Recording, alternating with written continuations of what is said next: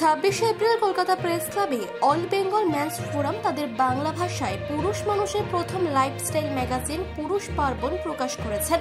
এদিন বহু বিশিষ্ট মানুষ এবং অল বেঙ্গল ম্যানস ফোরামের সদস্যদের উপস্থিতিতে অনুষ্ঠানটি আরো উজ্জ্বল এবং সাফল্যমণ্ডিত হয়ে ওঠে।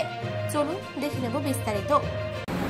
একটা পুরুষ মানুষ সে পড়াশোনা করছে, বড় হচ্ছে, চাকরি করছে, সে একটা সংসার জীবনে ঢুকছে।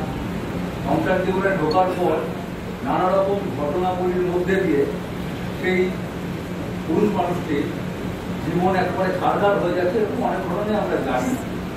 তারপর আইন আদালতের মাধ্যমে কেস টেস করে সেই পুরুষটি বাড়ির যারা রয়েছেন, বৃদ্ধ বাবা মা থেকে যারা রয়েছে, তাদেরকে হ্যারাসমেন্ট, অনেক ক্ষেত্রে বহু ক্ষেত্রেই প্রমাণিত হয়েছে যে এগুলো ফলস অ্যালিগেশন। এখানে দিদি আছেন, ওদের প্র্যাকটিস করে ভিডিও বলতে পারবেন।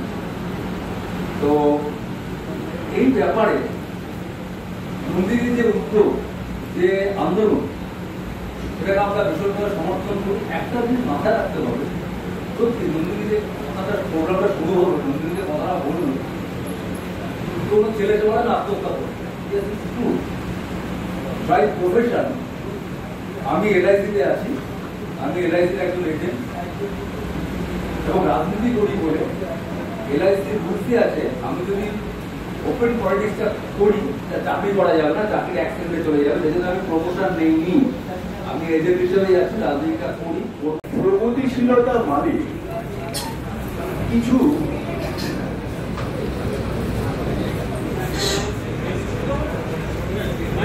প্রগতিশীলতা মানে কিছু বদ্ধ ধ্যান ধারণাকে সাথে নিয়ে দীর্ঘদিন ধরে চলাকে বোধহয় প্রগতিশীলতা বলে। সমাজ প্রতিনিয়ত বদলায় এবং কিছু মানুষ আছেন যারা বুঝতে পারেন যে সমাজটা ধীরে ধীরে বদলাচ্ছে।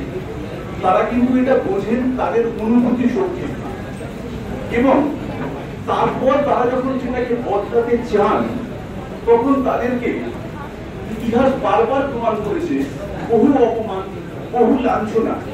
তাদের প্রগতির দিকটাই বলতে পারি যে জায়গায় দাঁড়িয়ে হয়তো একটা সাধারণ মানুষকে যে আইনি পরামর্শ দেওয়াটা, সেইটুকু কাজই করতে পারি আমরা, বা কোর্টে গিয়ে যে মামলা লড়া, সেইখানে কিন্তু আমাদের সীমিত একটা আমাদের যে কাজ সেইখানে, কিন্তু তার বাইরেও কিন্তু একটা মোরাল সাপোর্টের দেওয়ার একটা, এবং সাইকোলজিক্যালি একজন যিনি ক্লায়েন্ট সে কিভাবে কোর্টের বাইরে তার লড়াইটা হয় সেটা কিন্তু এবিএমএফ জানে।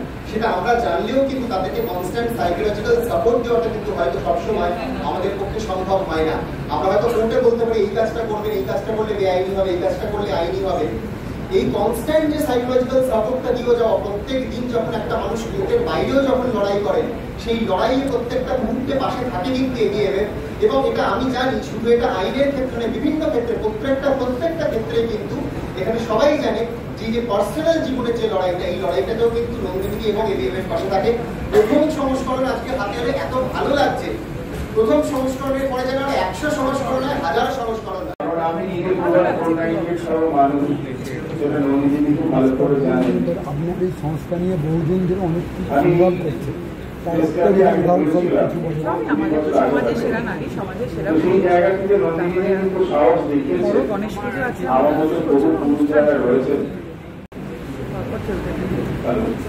আজকে মনে হয় বাড়িতে থাকতে পারে ছেলেদের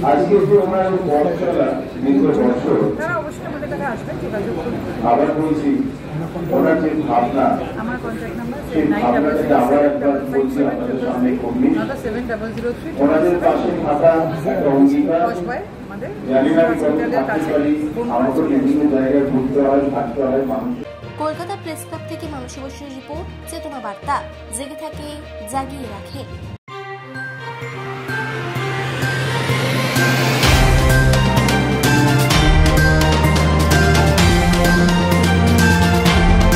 চেতনা বার্তা, জেগে থাকে, জাগিয়ে রাখে।